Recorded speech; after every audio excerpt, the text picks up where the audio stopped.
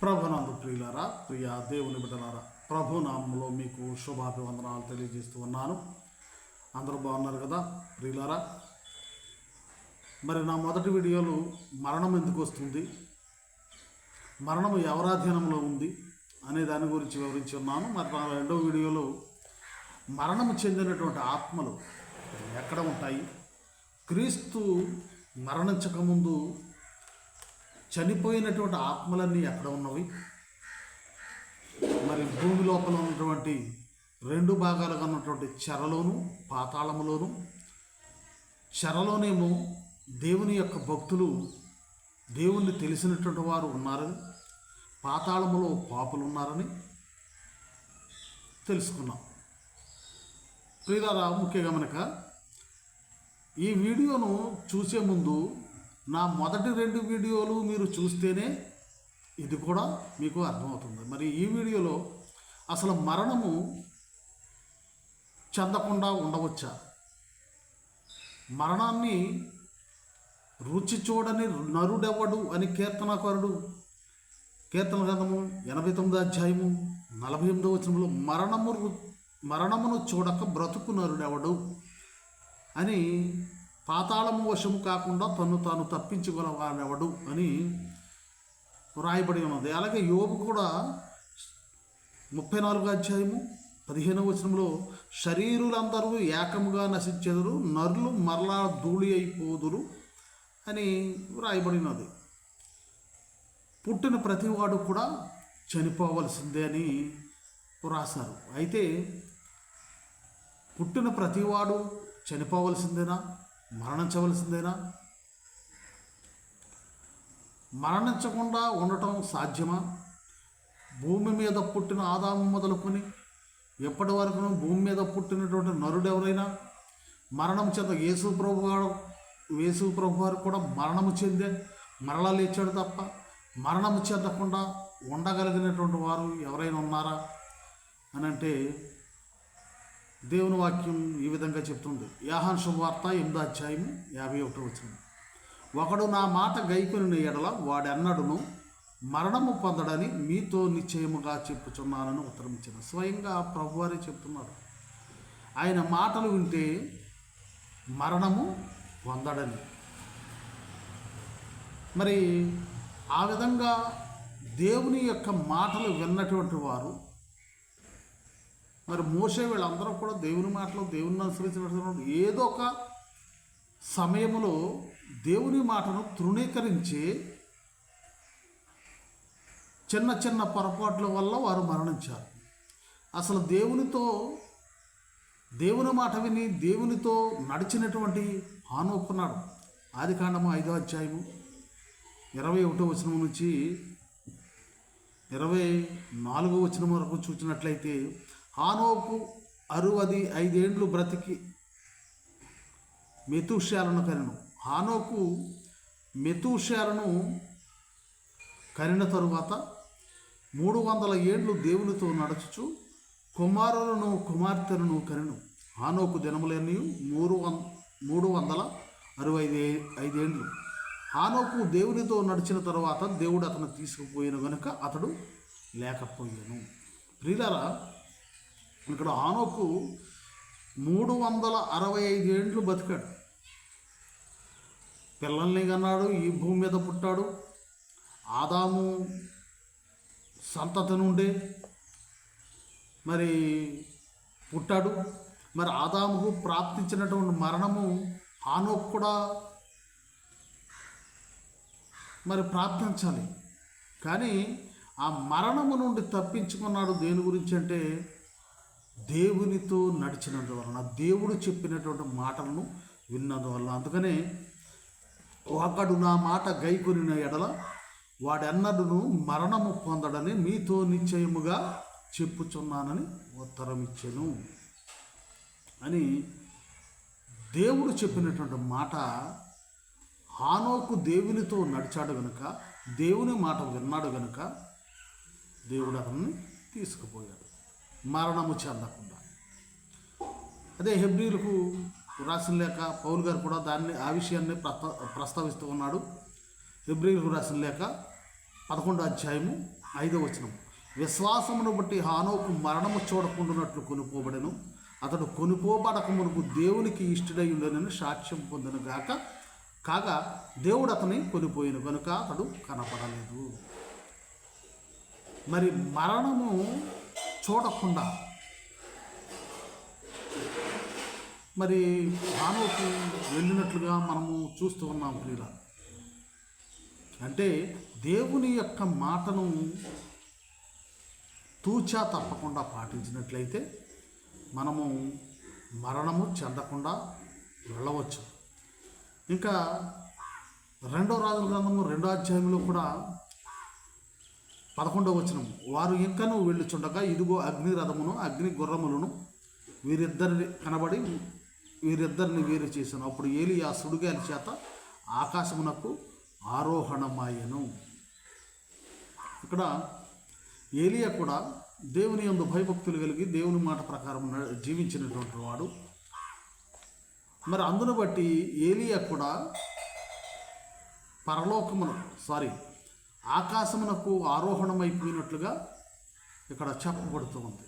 అంటే మరణము చెందకుండా ఏలియా హానోకులు వారు పైకి ఆరోహణమైనట్లుగా మనం చూస్తున్నాము. పరలోకమునకు ఎందుకు అనటం లేదంటే వారు పరలోకంలోకి వెళ్ళారా, మరి ఇంకా ఎక్కడికన్నా వెళ్ళారా అనే దాని గురించి కొంత వివరణ మనం తెలుసుకుందాం. మరి యేసుప్రభు వారు జన్మించిన తర్వాత కూడా యేసుప్రభు వారు కూడా చెబుతూ ఉన్నాడు, ఇక్కడ నిలిచి ఉన్న వారిలో, మత్తయి సువార్త 16వ అధ్యాయము 28వ వచనంలో, ఇక్కడ నిలిచి ఉన్న వారిలో కొందరు మనుష్య కుమారుడు తన రాజ్యముతో వచ్చుట చూచే వరకు మరణము రుచి చూడరని నిశ్చయముగా మీతో చెప్తున్నాను. యేసు ప్రభు వారి యొక్క ఆ చుట్టూ ఉన్నటువంటి కొంతమంది శిష్యులు, కొంతమంది స్త్రీలు ఉన్నప్పుడు ప్రభువారు ఈ మాట అంటున్నారు. అంటే ప్రభువారు ఎప్పటికి పుట్టి 2024 సంవత్సరాలు అయిపోయినాయి. మరి ఎప్పటి వరకు వారు బ్రతికి ఉంటే వారిలో కొందరు అని చెప్పేసి అన్నారు. వారిలో కొందరు బ్రతికి ఉంటే ఈ భూమి మీద ఉంటే వారు మరి సాక్ష్యం చెప్పేవారు కదా, నేనే యేసు ప్రభుతో ఉన్నామని అని చెప్పేవారు కదా.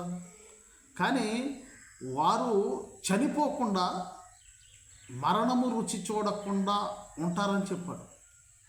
అందుకు ముఖ్యంగా ప్రకటన గ్రంథము 12వ అధ్యాయమును మనము స్త్రీని గురించి చూసినట్టయితే అది మరియమ్మ గారని, ఆ మరియమ్మ గారికి మరణము చెందకుండా ఒక ప్రత్యేకమైన స్థలాన్ని ఏర్పాటు చేశాడు దేవుడని మర్మముగా రాయబడి ఉన్నది. దానిలో కొంతమంది కొన్ని విధాలుగా మాట్లాడవచ్చు, కానీ ఆ ప్రకటన గ్రంథాన్ని ఒకరోజు మనం దాని గురించి సవరంగా నా గత మరియమ్మ గారిని గురించినటువంటి వీడియోల్లో కూడా చేశాను.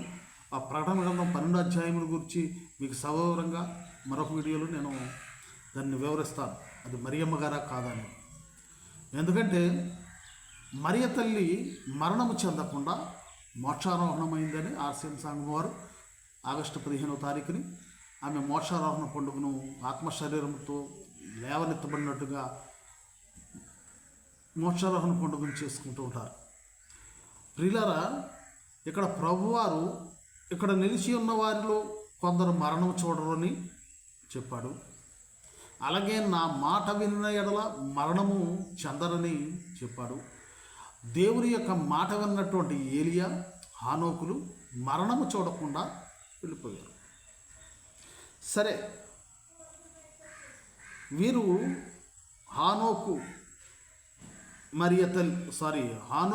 ఏలియా మరణము చెందకుండా పైకి ఆరోహణమైనట్లుగా చూడవచ్చు. భూమి కింది పొరలలో పాతాళము చెర ఉన్నవని, అందులో దేవుని యందు భయభక్తులు కలిగిన వారు పరిశుద్ధులు కొంతమంది చెరలో ఉన్నారని, దుష్టులు పాపులు పాతాళంలో ఉన్నారని మనం తెలుసుకున్నాం కదా. అయితే ఈ పైకి వెళ్ళిన వారు పరలోకంలోకి వెళ్ళారా అని అంటే 1 కొరింథీ వారు మరణము చెందకుండా ఆత్మశరీరములతో ఏలియా హానోకు పరలోకానికి వెళ్ళారంటే 1 కొరింథీ 15వ అధ్యాయము 49వ వచనంలో చెప్తున్నాడు, మరియు మనము మట్టి నుండి పుట్టిన వాని పోలికను ధరించిన ప్రకారం పరలోక సంబంధి పోలికయు ధరింతుము. సహోదరులారా, నేను చెప్పినది ఏమనగా, రక్త మాంసములు దేవుని రాజ్యమును స్వతంత్రించుకొననేరవు, క్షయత అక్షయతను స్వతంత్రించుకొనును అని పౌలు గారు చెప్తున్నాడు. 53వ వచనంలో, క్షయమైన ఈ శరీరము అక్షయతను ధరించుకొనవలసి ఉన్నది అని పౌలు గారు చెప్తున్నారు. సరే, బాగానే ఉంది. పౌలు గారేమో మట్టితో పుట్టినటువంటి మనము ఈ రక్త మాంసాలు దేవుని రాజ్యంలో చేరవు, అయితే అక్షయత మహిమ శరీరము ధరించుకోవాలి అనేది పౌలు గారు చెప్తున్నారు. యేసు ప్రభు వారు మరణించిన తర్వాత మహిమ శరీరము ధరించుకున్నాడా లేదా అనేదాన్ని మనం ఒకసారి ఆలోచన చేసినట్లయితే, యోహాను సువార్త 20వ వచనం చూసినట్లయితే, ఆమె ఈ మాట చెప్పి వెనుక తిరిగి యేసు నిలిచి ఉండడు చూచెను, కానీ ఆయన యేసు అని గుర్తుపట్టలేదు. యేసు, అమ్మ, ఎందుకు ఏడుచున్నావు, ఎవరిని వెతుకుచున్నావు అని ఆమెను అడుగగా, ఆమె ఆయనతో తోటమాలి అనుకుని, అయ్యా, నీవు ఆయనను మోసుకొని పోయిన ఎడల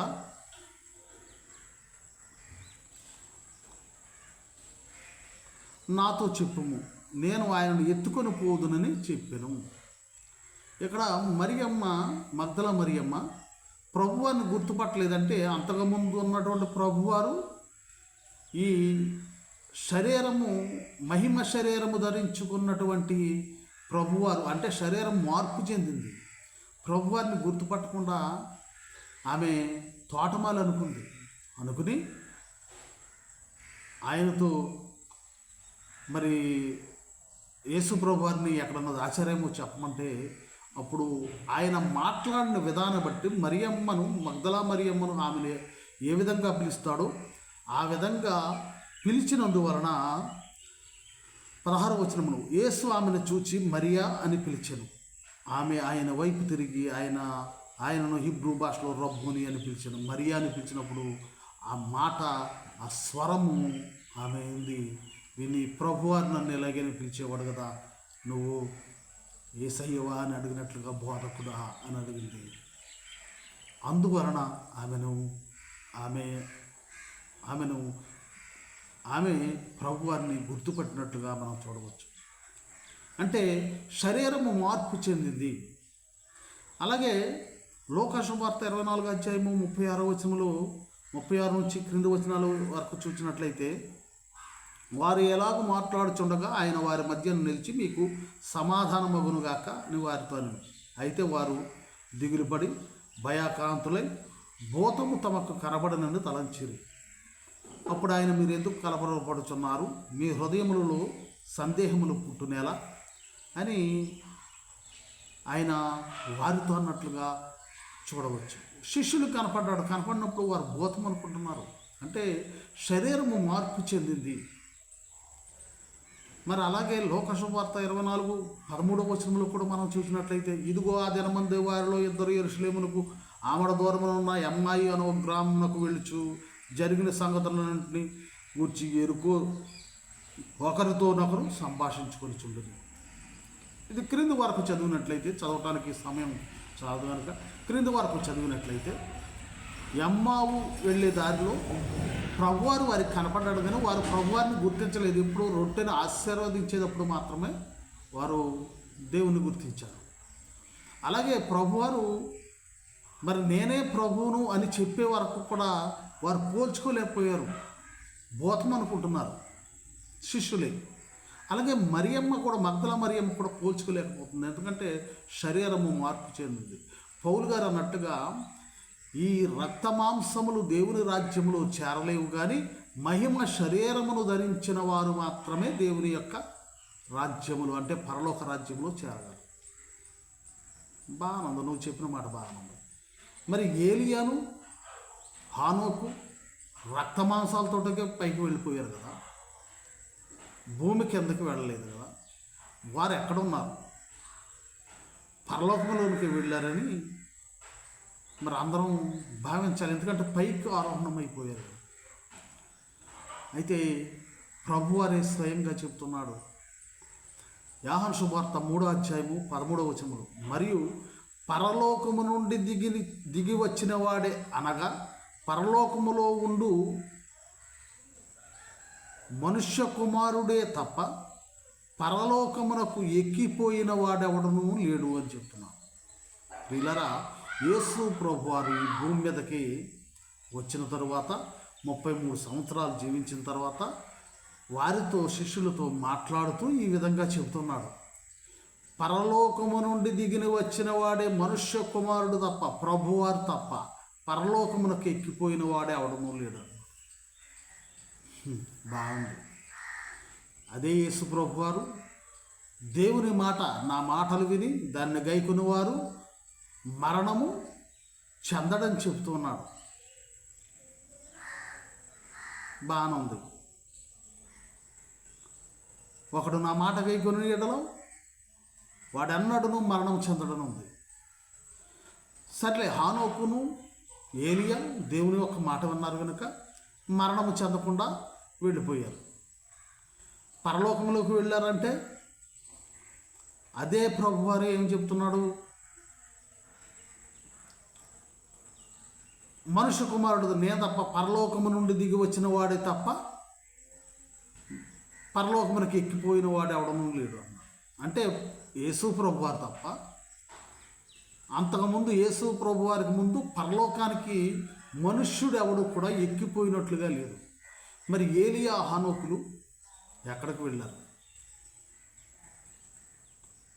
మరి మనం దాని గురించి చూసినట్లయితే నేనంటాను, ఏలియా, హానోకులు పరలోకంలో కాదు, మరి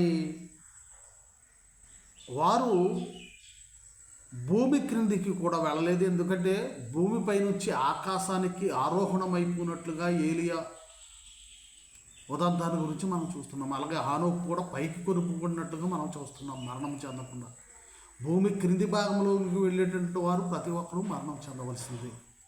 కానీ భూమి యొక్క పైభాగములు ఆకాశంలోనికి ఆరోహణమైపోయినటువంటి ఏలియా వారు కూడా ఎక్కడ ఉన్నారంటే పైన 2 కొరింథీయులకు 12:2 చూడవచ్చు. క్రీస్తునందున్న ఒక మనుషుని నేను ఎరుగుదును, అతడు 14 సంవత్సరముల కిందట 3వ ఆకాశమునకు కొనుక్కోబడును. అతడు శరీరముతో కొనుక్కోబడినో నేను ఎరుగను, శరీరము లేక కొనుక్కోబడినో నేను ఎరుగను, అది దేవునికే తెలియను. అట్టి మనుష్యుని నేను ఎరుగుదును, అతడు పరదైసులోనికి కొనుక్కోబడి వచింపసఖ్యము కాని మాటలు వినను, ఆ మాటలు మనుష్యుడు పలుకకూడదు. ఇక్కడ పౌలు గారు చెప్తున్నాడు, క్రీస్తునందున్న ఒక మనుషుడు, క్రీస్తుని తెలిసినటువంటి మనుషుడు, దేవుని మాట ప్రకారం నడిచినటువంటి మనుషుడు. క్రీస్తుని ఎరిగిన వాడంటే దేవుణ్ణి తెలిసినటువంటి మనుషుడు. 3వ ఆకాశంలో పరదైసులో, ఆ 3వ ఆకాశమే పరదైసు అని చెప్తున్నాడు. పరలోకం కాదు, పరదైసు. పరదైసు ఎక్కడ ఉందో 3వ ఆకాశంలో ఉంది. పౌలు గారు స్వయంగా చెప్తున్నాడు. ఆ పరదైసులో ఏమున్నాయంటే ప్రకటన గ్రంథము 2వ అధ్యాయంలో చెవిగల 2వ అధ్యాయము 7వ వచనం, చెవిగలవాడు ఆత్మసంగములతో చెప్పుచున్న మాట వినుగాక, జయించు వానికి దేవుని పరదైసులో ఉన్న జీవవృక్ష ఫలమును భుజింపనిత్తును. పరదైసులో జీవవృక్ష ఫలం ఉంది. ఆ పరదైసు 3వ ఆకాశంలో ఉంది. మరి ఆ పరదైసు అనేటువంటి 3వ ఆకాశంలోనికి ఈ ఏలియా, హానోకు, అలాగే కొత్త నిబంధనలోని మరియ తల్లి ఆరోహణమైపోయినట్లుగా మనము చూడవచ్చు ప్రియులారా. ఎందుకంటే యేసు ప్రభువారు తప్ప పరలోకమునకు మనుష్యుడెవడు ఎక్కిపోలేదని దేవుడే స్వయంగా చెప్తున్నాడు. అలాగే దేవుని మాట విన్నటువంటి వాడు మరణము చెందడని ఆయనే చెప్తున్నాడు. దేవుని మాట విన్నటువంటి ఏలియా, హానోకు కూడా పైకి, ఆకాశం పైకి ఆరోహణమైపోయారు. మరి అలాగే ఆరోహణమైపోయినటువంటి వారు పరలోకములో వెళ్ళలేరు అనటానికి ప్రభువారే చెప్పిన మాటే. ఎందుకంటే నేను తప్ప మనుష్య కుమారుడు తప్ప పరలోకమునికి ఎక్కిపోయిన వాడు ఎవడు లేడనేటువంటి ప్రభువారి మాటలనే మనము తీసుకోవాలి. అందును బట్టి పరదైసు 3వ ఆకాశంలో ఉంది. ఆ 3వ ఆకాశంలోనికి హానోకు, ఏలియాలు కొనుపబడ్డారు. కొత్త నిబంధన గ్రంథంలో ఉన్నటువంటి 12వ అధ్యాయము, ప్రకటనగ్రంథం 12వ అధ్యాయంలో చెప్పబడినట్లుగా మరియ తల్లి కూడా ఆరోహణమై మరి అచ్చటనే ఒక నివాసము దేవునికి ఉంచినట్లుగాను, దేవుడు మరలా తన రాజ్యములో వచ్చేటప్పటికి మరణము చెందకుండా కొంతమంది ఇక్కడ నిలిచిన వారిలో కొంతమంది మరణము చూడాలని దేవుని చెప్పిన మాట నెరవేర్పు జరుగుతుందని, ఆ మరణము చెందకుండా వెళ్ళి ఉన్నటువంటి వారే పరదైసులో ఉన్నారని మనము చెప్పగలుగుతూ ఉన్నాము.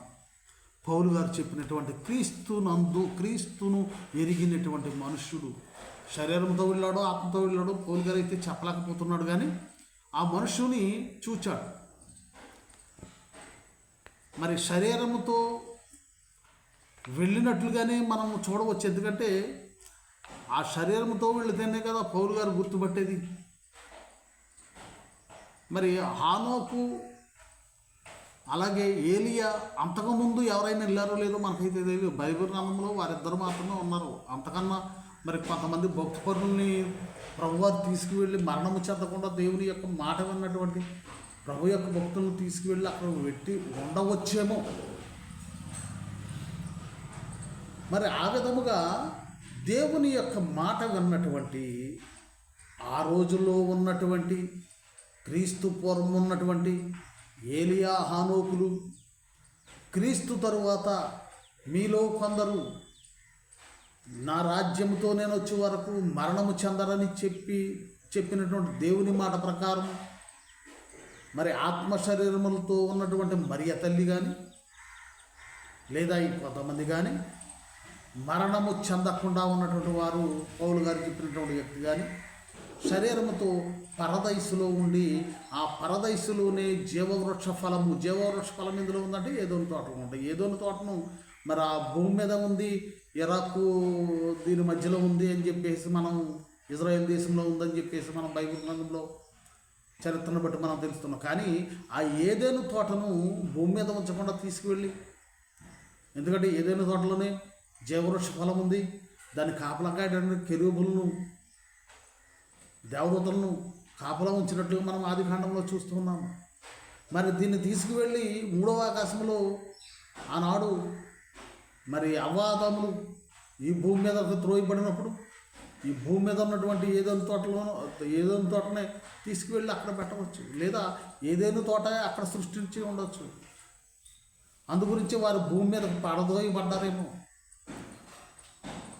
మరి దాన్ని వివరించడానికి మరి కొంత సమయము మనకి పడుతుంది, అది వేరే సబ్జెక్టు కనుక ఈ మరణమును గూర్చి మనము ముఖ్యంగా తెలుసుకోవలసినది, మొదటిగా పాపము వలన వచ్చు జీతము మరణము. ఆ మరణము చెందినటువంటి వారు భూమి క్రింది భాగములు పాపులు గుంపుగా చేరతారు పాతాళమునందు. ప్రియులారా, మీరు తెలుసుకోవలసింది.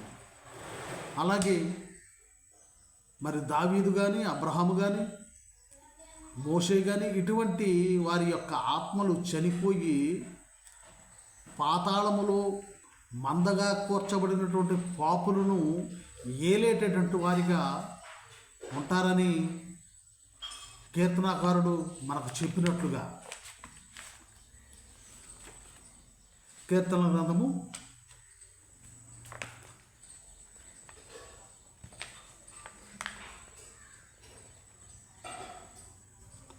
కీర్తన గ్రంథం 49 అధ్యాయము 13వ వచనము నుండి 15వ వచనం వరకు. చెడ్డ కార్యములు చేయువారు పాతాళంలో మందగా కొచ్చబడుదురు, ఉదయమున యథార్థవంతులు వారిని ఏలుదురు.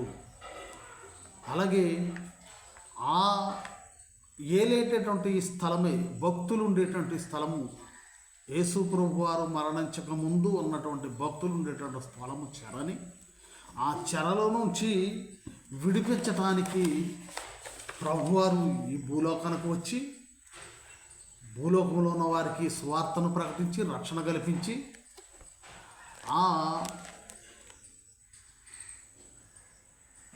దేవుని యొక్క మాట విని చనిపోయినటువంటి మరణించినటువంటి దేవుని యొక్క భక్తులు సమూయేలు, దావీదు లాంటి వారిని మరి పాతాళంలోకి వెళ్ళి వారిని తీసుకుని మరి పరలోకమునికి ఎక్కిపోయినట్లుగా మనకు తెలియబడుతుంది. ప్రియులారా, ప్రభువారు భూమి మీదకు వచ్చి సువార్తను ప్రకటించి మరణించినప్పుడు జరిగినటువంటి కొన్ని సంఘటనలను మనం ముఖ్యంగా తెలుసుకోవాలి. మరణించిన తరువాత ప్రభువారు వెంటనే ప్రభువారి యొక్క ఆత్మ పరలోకంలోకి వెళ్ళిపోయిందంటే ఇక్కడ కూడా మనం రెండు విషయాలు గమనించాలి. పరలోకంలోకి వెళ్ళిపోయిందంటే వెళ్ళలేదు. ఎందుకంటే 3వ రోజున ఆయన పరలోకమునకు ఎక్కిపోయినట్లుగా మనం చూడవచ్చు. అంతకుముందు పరలోకములోనికి ఆయన వెళ్ళలేదు. కానీ ఇక్కడ మనం ఒకటి చూసినట్లయితే యేసు ప్రభువారు మరణించినటువంటి సమయంలో లోక శుభార్త 23 అధ్యాయం 43వ వచనంలో యేసయ్య దొంగవానితో నీవు నేడు నాతో కూడా పరదైసులో ఉందువు అని చెప్పాడు. పరలోకములో కాదు, పరదైసులో. నేడు అంటే ఆ రోజే. శుక్రవారం చనిపోయాడు అనుకున్నాం, ఆదివారం లేచాడు అనుకున్నాం, అంటే 3వ రోజున లేచాడు. మరి పరదైసు పరలోకము వేరు కాదని మనకి ఇందు బట్టి తెలియపరచబడుతుంది. నేడే అంటే ఆ రోజే, శుక్రవారం నాడు మరి ఆయన మరణించిన వెంటనే ఎక్కడికి వెళ్ళింది ఆయన ఆత్మ అంటే భూమి కిందికి వెళ్ళిపోయిందా అని అంటే భూమి క్రిందికి వెళ్ళలేదనే చెప్పాలి. ఎందుకంటే నేడే పరదైసు ఎక్కడ ఉంది? 3వ ఆకాశంలో ఉంది. ఆ పరదైసులో ఉంది అన్నప్పుడు క్రీస్తును నమ్మినటువంటి, క్రీస్తుకు పూర్వము దేవుని నమ్మినటువంటి వారు పాతాళములో చెరలోనే ఉండేటువంటి వారు. కానీ క్రీస్తు మరణించిన తరువాత వెంటనే పరదైసుకు వెళ్ళినట్లుగా మనం చూడవచ్చు. ఎందుకంటే నేడే అన్నాడు. నేడే అంటే ఆ రోజే. ఆ రోజు ప్రభువారు మరణించిన తోటే పరదైసులో ఉన్నటువంటి ఏలియా, అలాగే హానోకు, ఇంకా కొంతమంది భక్తులు ఉండవచ్చు శరీరంతో. వారిద్దరే మనకు బైబిల్లో ఉన్నారు, కానీ ఇంకా ఉన్నారేమో మనకు తెలియదు.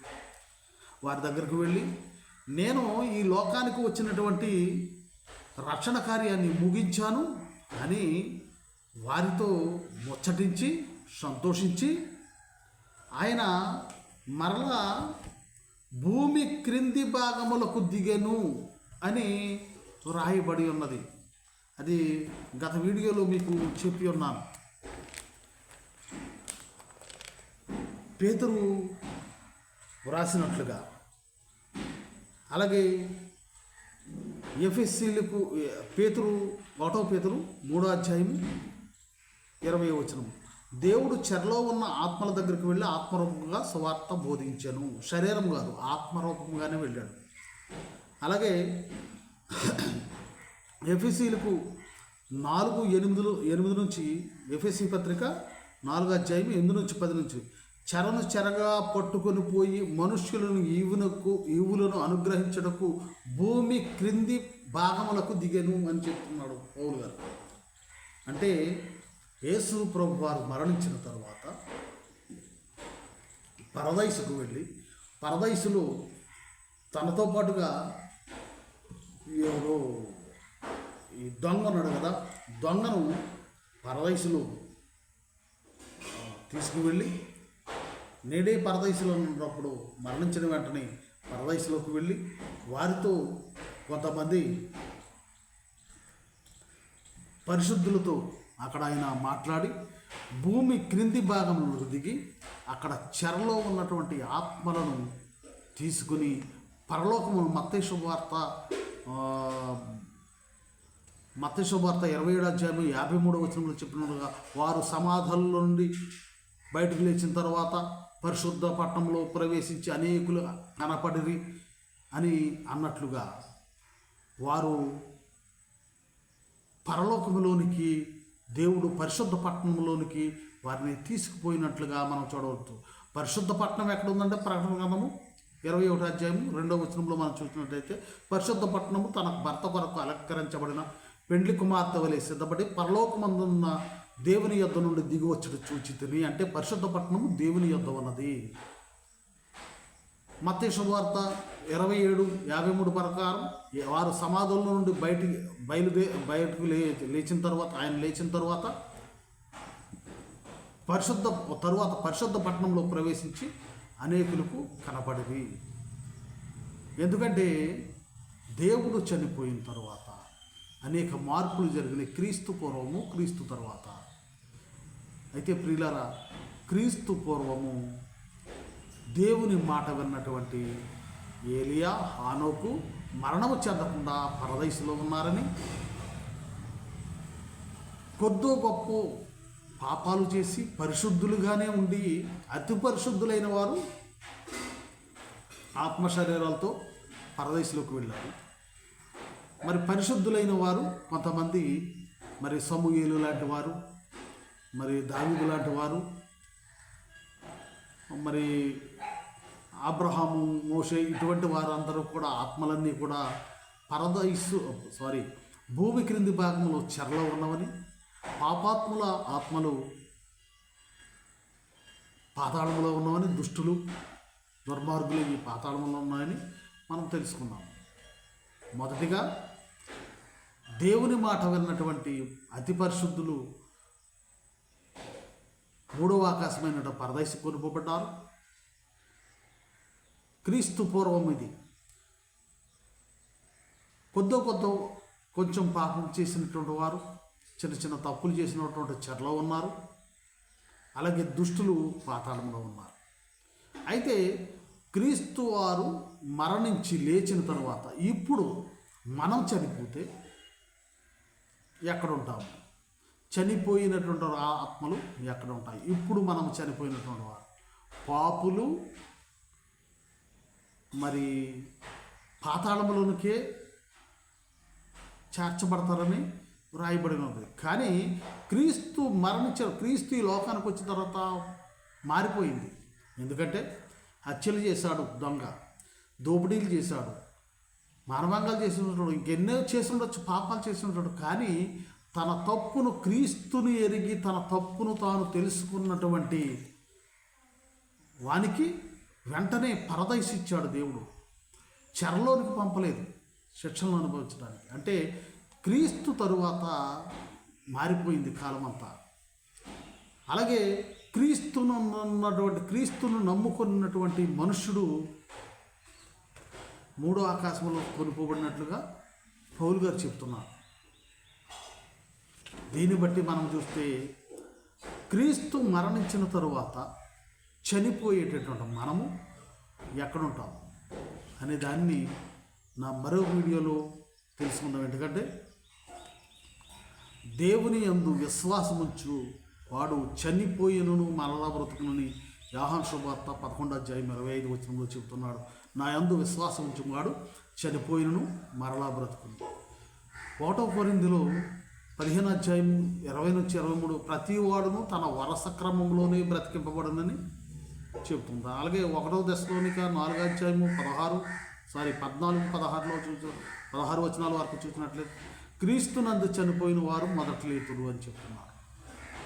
ఈ మాటలను మనం పురస్కరించుకొని క్రీస్తు చనిపోయిన తరువాత ఇప్పుడు మనము క్రీస్తులో చనిపోతే ఎక్కడికి వెళతాము,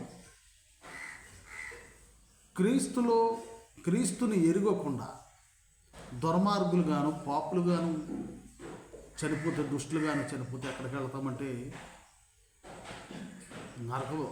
పాతాళంలోనికే వెళతాం, భూమి క్రింది భాగంలోనికే వెళతాం. దీని గురించి నా మరొక వీడియోలో క్రీస్తు మరణించిన తరువాత క్రీస్తునందున్నటువంటి వారు ఎక్కడికి వెళ్తారు, దుష్టులు పాపులు ఎక్కడికి వెళ్తారు అనే దాని గురించి సవివరంగా తెలుసుకుందాం. దేవుడు ఈ కొద్ది మాటలు దీవించిన గాక. అందరికీ వందనాలండి. ప్రతి వీడియో కూడా నా మొదటి వీడియో దగ్గర నుంచి మీరు చివరి వరకు చూస్తే కానీ ఈ మరణముల గురించి, దీనిలోని అర్థాలు సవివరంగా మీకు అర్థమవ్వని, ప్రతిదీ తప్పకుండా మీరు చూడాలని కోరుకుంటున్నాను. మీ అందరికీ వందనాలు. దేవుడు మిమ్మల్ని, మీ కుటుంబాలను దీవించును గాక. ఆమేన్.